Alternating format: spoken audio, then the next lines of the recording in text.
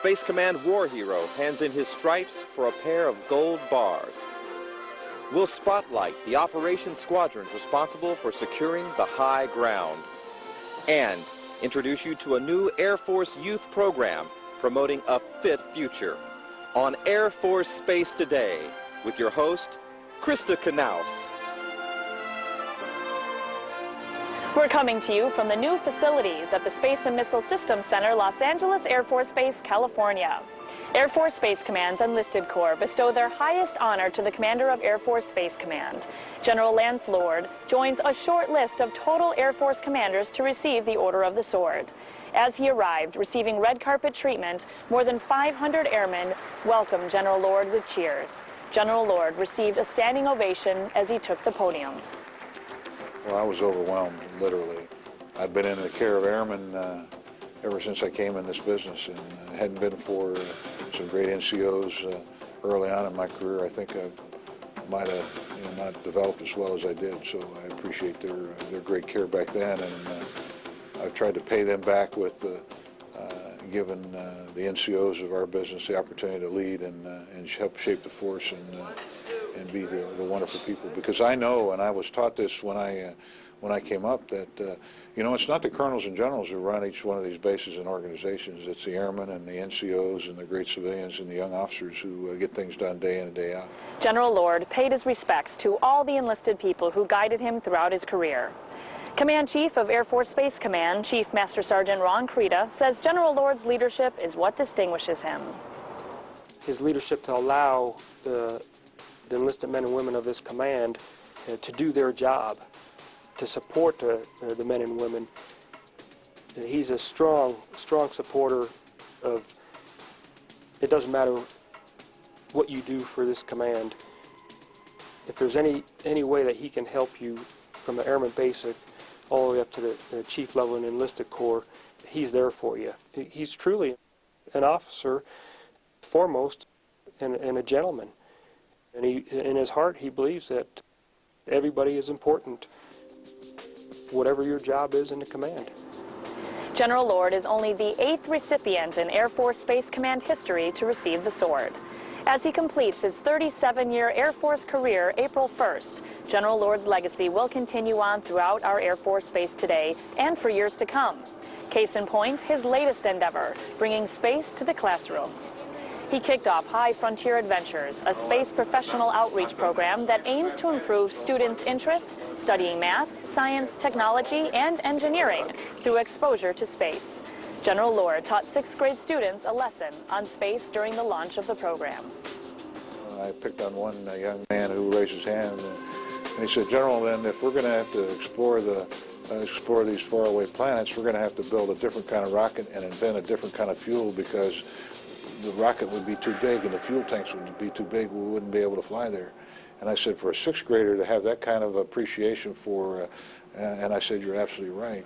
And it was very evident to me that these young people are excited and continue to enthuse them, because we're being outproduced in this country about 14-1 with engineers and scientists. And if we're going to maintain our competitiveness as a nation, we've got to start at the grassroots level.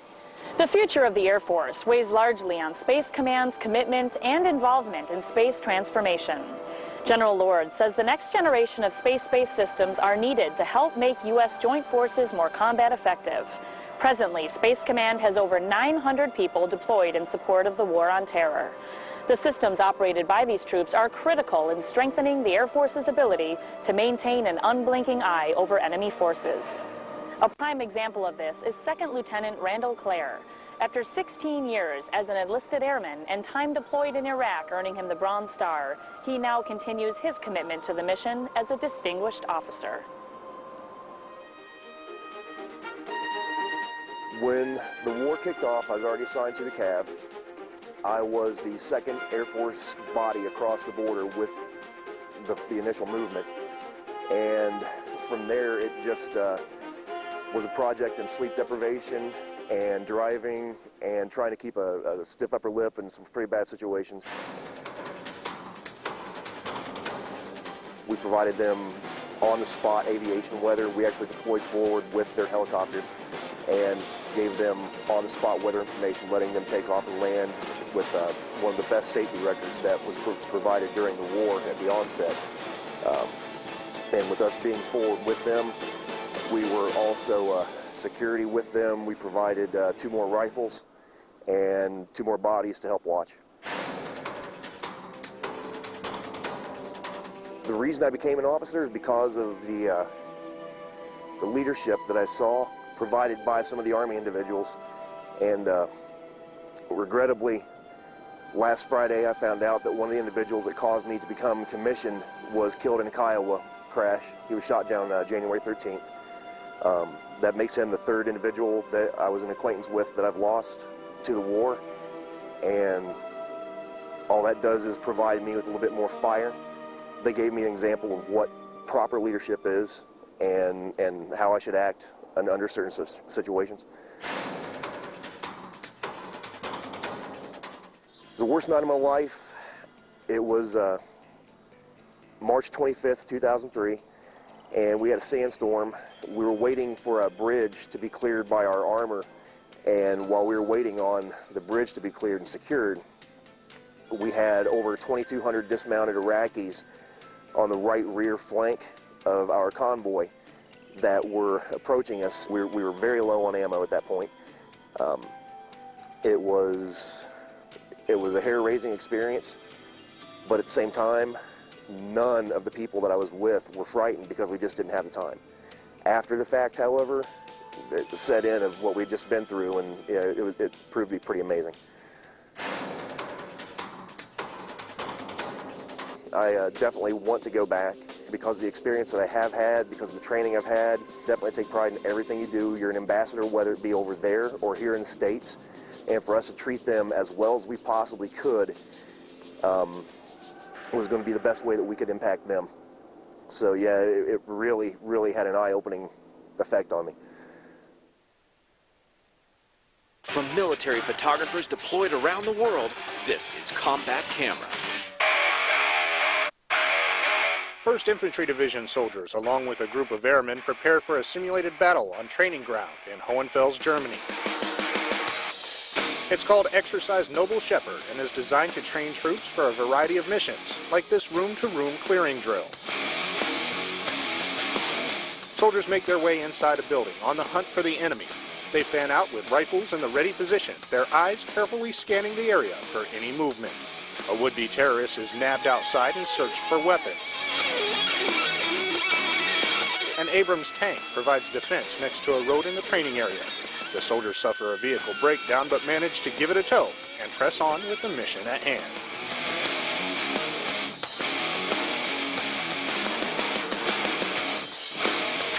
Stay right here for the next Combat Camera.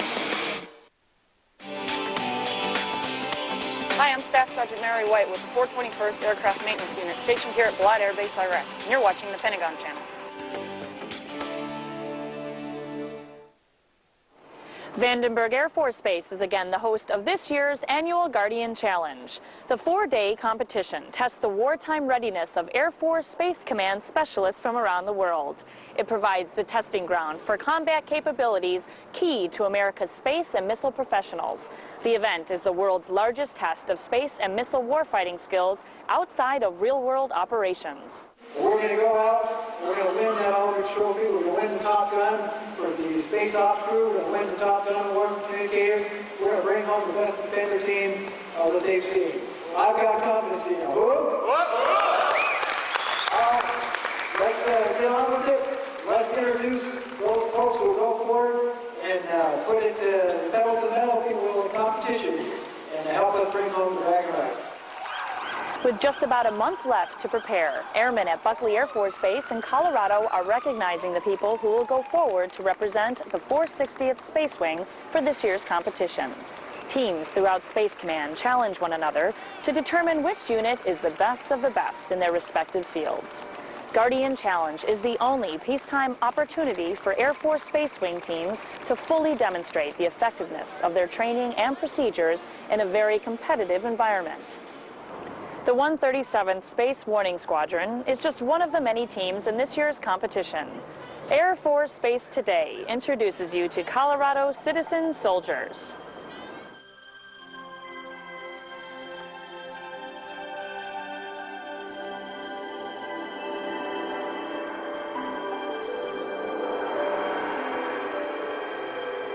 The Guard embodies the spirit of patriotism. We are truly the citizen soldiers. Colorado Guard has had many firsts. We were the first fighter squadron to be called up to go to Vietnam. We had the first radar unit to deploy into Southcom for drug interdiction. The 137th was the first Guard mission to take on an active duty space mission, and we're very proud of that. In 1994, General Perryman had the vision to move Air Force space missions into the Guard. Because of our unique workforce, 60% of our folks being full-time and 40% being drill status Guard members, we can save the taxpayers a tremendous amount of money in overhead expense and salaries. The mission of the 137th Space Warning Squadron is working with the Defense Support Program satellite. Our job is to look for missile launches and nuclear detonations and report them to the survivable command authorities.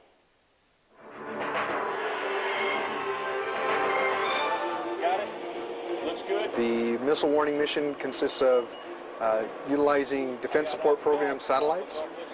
The information is relayed through this vehicle to customers that ultimately make decisions based on our missile warning and nuclear detonation detection mission.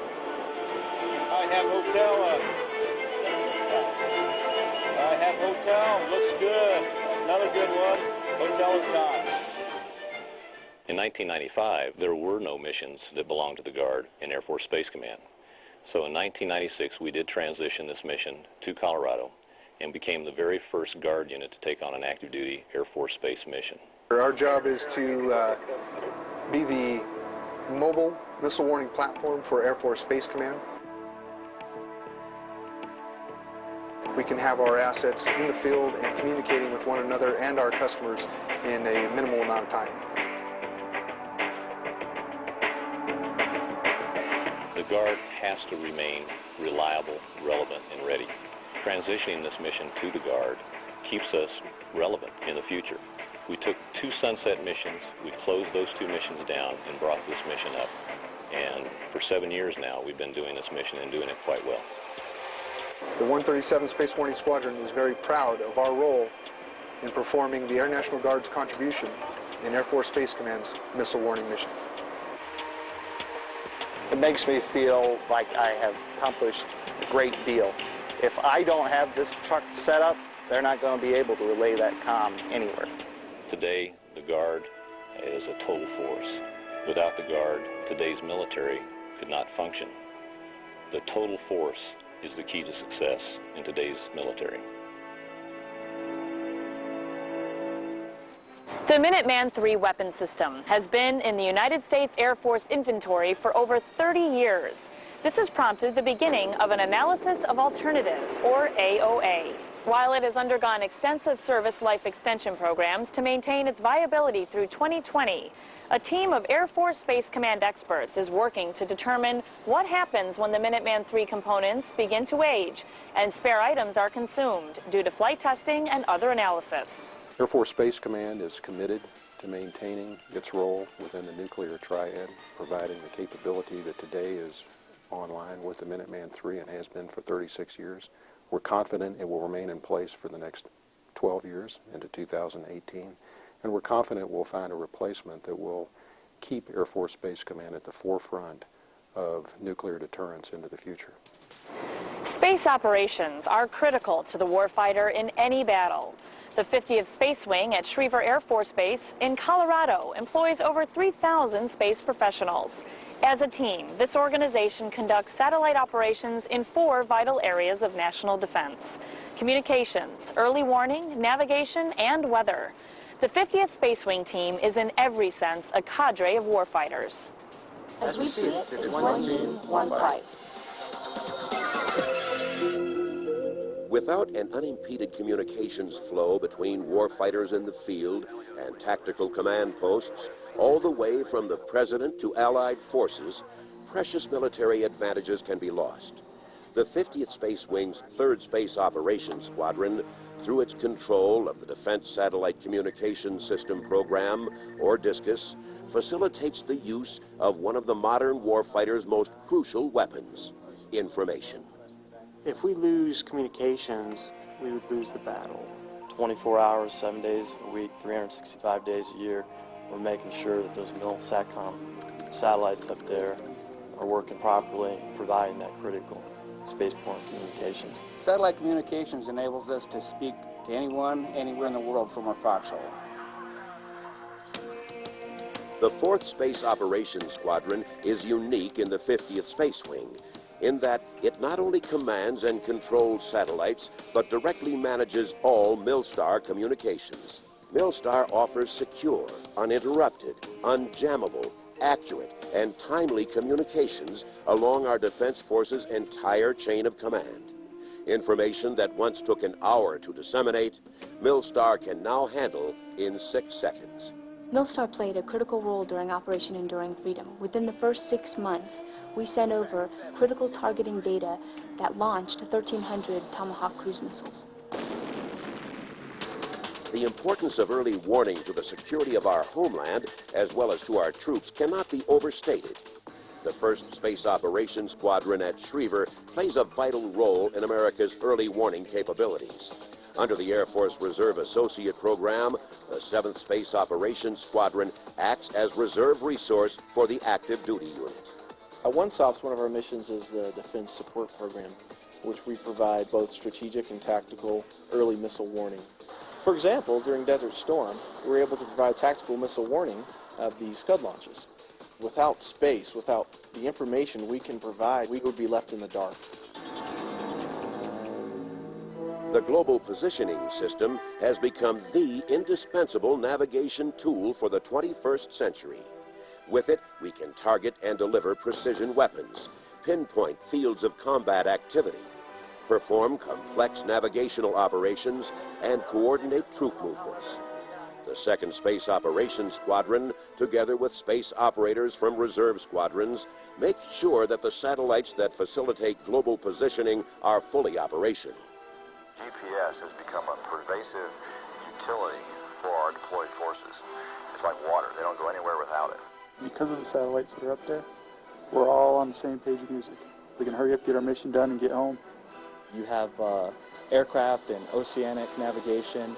You have field artillery applications, reconnaissance, land troop movements, weapons delivery, target acquisition, and a great deal of other applications that GPS is used for.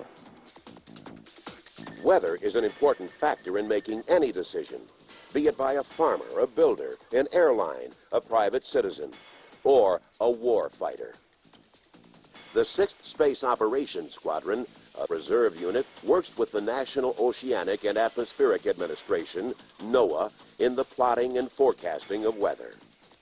It is a prime example of teamwork, in this case between the Departments of Commerce and Defense. Agriculture, tourism, transportation, maritime industry, construction, energy depend on the types of information that come from these satellite systems, basically. So they're very important to the nation. As more and more satellites push into orbits high above us, it is becoming more and more imperative to track them and schedule their use. Through the Air Force Satellite Control Network, the 22nd Space Operations Squadron does just that. We have 145 satellites. We support many satellites each day, so our total contact support load is over 500 a day.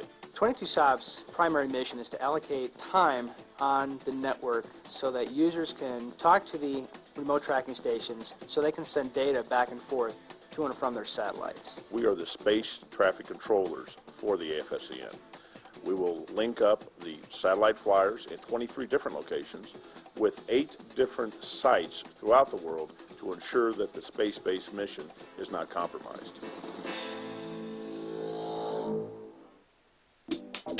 From the Pentagon Channel, this is Target Health. The military health system is in the process of transformation, but the Defense Department promises the services will unite to provide more complete and efficient care to all service members, their families, and retirees. DoD says large infrastructure changes will allow the military to eliminate redundancy and respond better to changing patient needs. That's Target Health.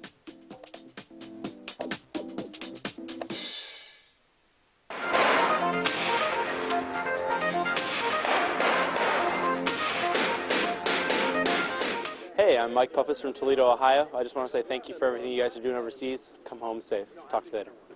Hi, my name is Eric Greiza from Bowling Green, Ohio. I'd like to wish all the troops overseas to come back home safe. Hello, I'm Joel Metzger from Bowling Green, Ohio. Just wishing all the best to the troops. Come home safe. Hi, our prayers are with you, and we hope you're home soon. Hi, this is Ellie, Amanda, and Leslie, and we're from Texas, South Texas in Corpus Christi. And we came up to Washington, and we just wanted to wish y'all good luck and be very careful on your way home. Hey, ladies and gentlemen in Iraq, Afghanistan, thank you for what you do. I'm an old veteran, Korean veteran. This is my wife, Ira. We're very proud of what you do, what you represent, and God bless you, and come home soon. Do it safely, too, okay? And watch your back in the meantime.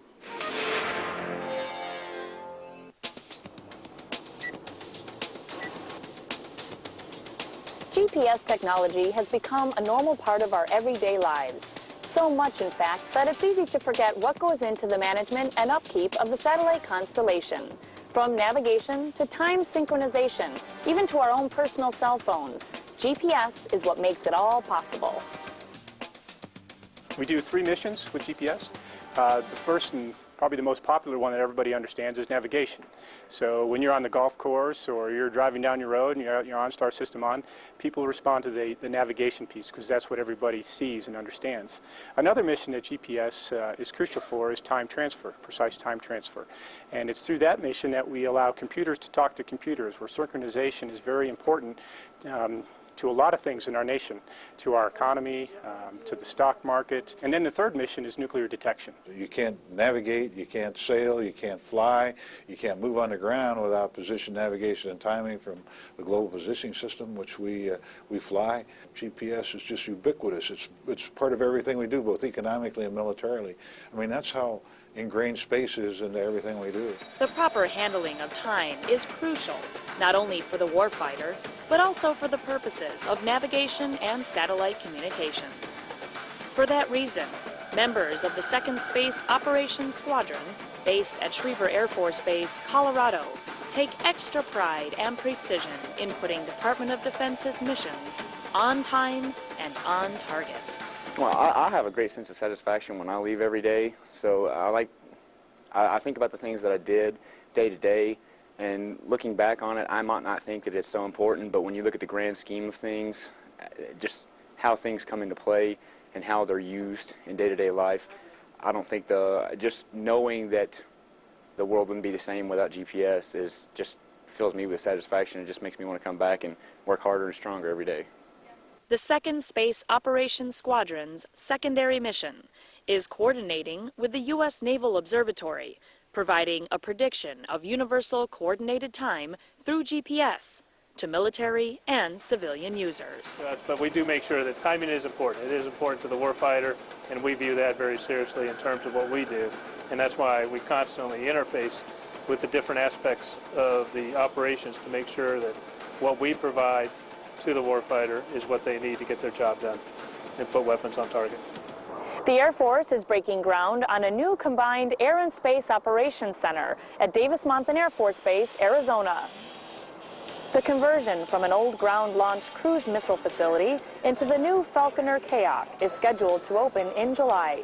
The KAOC staff develops the strategy, plans, and processes to successfully employ air, space, and information operations forces. Space officers assigned to the KAOC provide combatant commanders with expertise in all of the essential matters associated with satellite communication and navigation. We try and be aware of what is going on with regard to the space-based assets, and oftentimes, depending on the activity in the theater, whether it's delivering weapons or focusing activities that require more precise navigation, we can tweak and work with our space officers to work with the actual operators of the satellites and systems to adjust or make adjustments to the satellites so that we get increased navigation, or we work through our collection management process to get additional coverage from satellite systems for intelligence, surveillance, and reconnaissance, for example. So space is an integral part of what we do, and we have the capability to reach out and touch those entities that are actually responsible for controlling the satellites or tasking the satellites to submit requirements and then work with them to satisfy those requirements. Air Force Services Worldwide promotes healthy lifestyle choices for today's Air Force youth. They now have a new program which encourages children to participate in a variety of fun activities. Air Force Space Today takes you to Peterson Air Force Base, Colorado, where Richard Lewis spotlights Fit Factor. As you can see, this gymnasium is empty and quiet, but in just a few moments, this place will be filled up with the sounds of children laughing and playing, but most of all, learning a healthy lifestyle. This is Peterson Air Force Base, Colorado, a leading edge in the Air Force's program to get kids fit. Fit Factor is a program for 5 to 18-year-olds. We're trying to get the kids away from the TV and the computers and the video games and try to get them out. And our motto is to get up, get out, and get fit. You ready to have fun? Today we're going to work on fitness scholastics. We have different mats out there and we break the kids up into groups. And what it is they roll the dice and they run to the mat and try to figure out which activity they're going to do. And they run back and tell their teammates and then they actually do the activity. It's basically a kind of competitive little game, but it teaches them to go out and just do the activity as far as exercising. And they're having fun with it.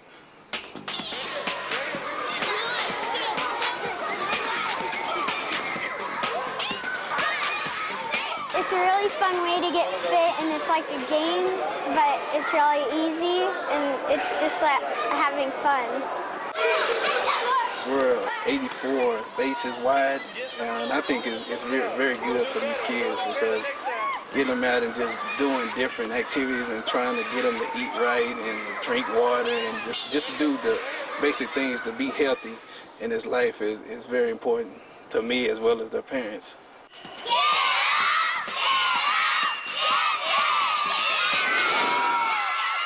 Children at Air Force bases around the world have the opportunity to join Fit Factor. Check in with your local youth center or log on to www.afgetfit.com. And that'll do it for this edition. From all of us at Air Force Space Today, thanks for joining us.